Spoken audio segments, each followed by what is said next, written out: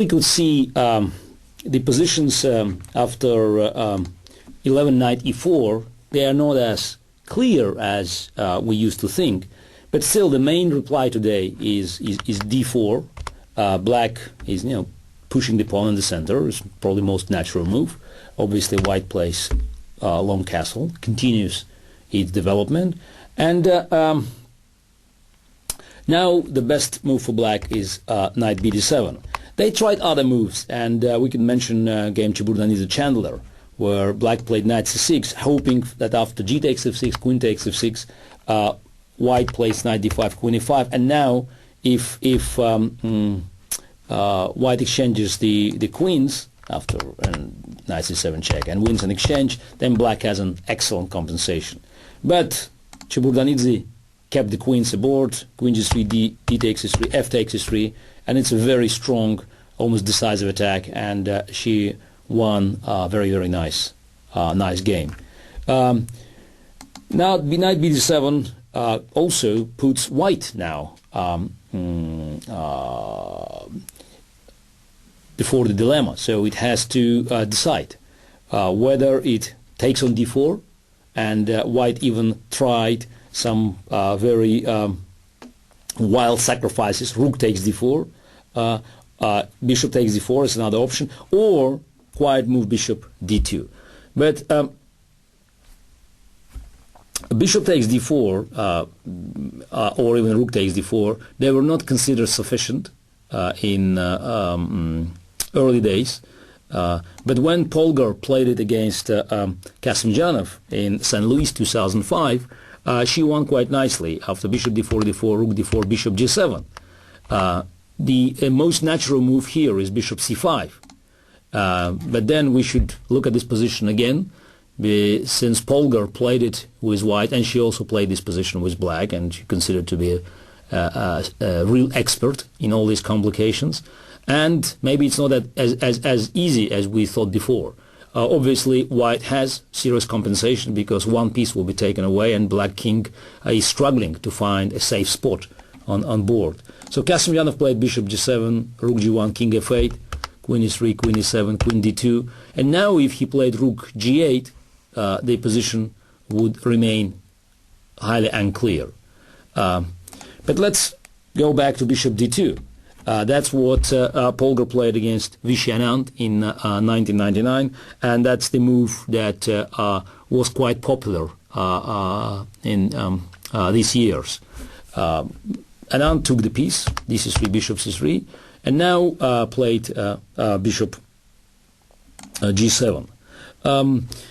Here, black also can try to keep an extra knight. In fact, two extra knights by playing knight g8, since after queen h5 they can exchange queens by a nice trick, queen takes g5 and bishop h6. And after rook g1, knight e7, maybe it's not as clear. Also, white obviously has a lot of interesting options. It shouldn't take on e5, as Irina Krush did against Novikov. It's not good. Then black simply takes on e5, and extra queen doesn't help much because white is losing its attacking potential. But for instance, bishop c4 is recommendation, queen c7, and then to sacrifice the third piece, bishop f7, king f7, g6. And white has tremendous attack. It's just three extra pieces for black, but some material will be taken away, and it's very difficult for black to defend. Another option is queen c7 here, and then bishop d3, and it's another old Maya Chiburdanidze's game.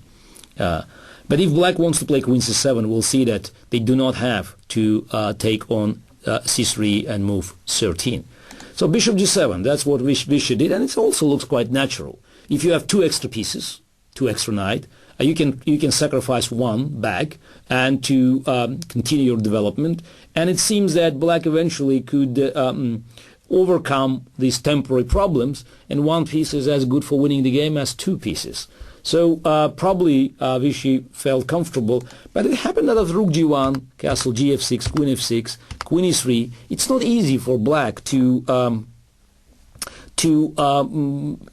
continue its development, because knight on d7 will be probably forced to stay there for quite a while, since e5, pawn on e5 should be protected. And white is just trying simply to play f2, f4, trying to open the diagonal, and rook attacks the bishop.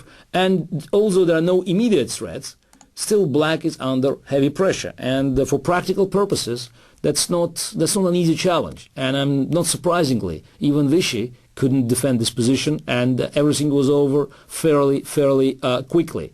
Although he continued his resistance, but he couldn't find a way of resolving the problems he was facing. But it's not because the position was bad. And we'll see it time and again when we analyze many of these lines, and this is something probably you should keep in mind.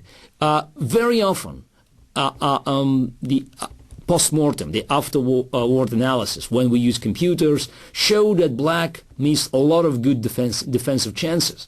But it's one story when you sit quietly, you move the pieces around, you look at the computer screen, you have Fritz, Junior, or Ripka working for you. Another one when you do have to defend the position with the clock ticking, and with the opponent actually messing up its resources to harass your king. In many games, you will be surprised to see that even the strongest players couldn't resist under such pressure, and eventually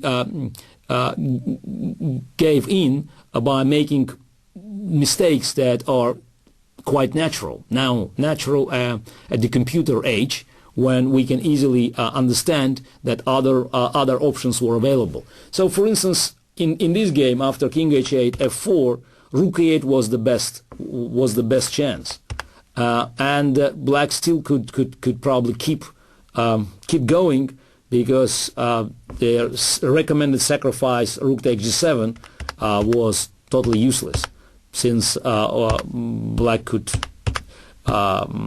give up back some material, but to have very simple and natural development. The best is recommended by Polgar. After Rook e8, Bishop c4, keeping the pressure up, but still, it's not as easy as in the game when Vichy tried to remove the queen from this diagonal and to put pawn on f6. It's natural, but suddenly it occurred that black's position is pretty passive. So it's an extra piece, but black has to play e4 now, and then after bishop c4, the game continued, but it was pretty lousy. So you will see what's happened. Black kept the material advantage, but they couldn't eventually find a normal way to develop their pieces. So many games in this line ended up with some sort of Zugzwang, where black couldn't find any decent move to continue fighting.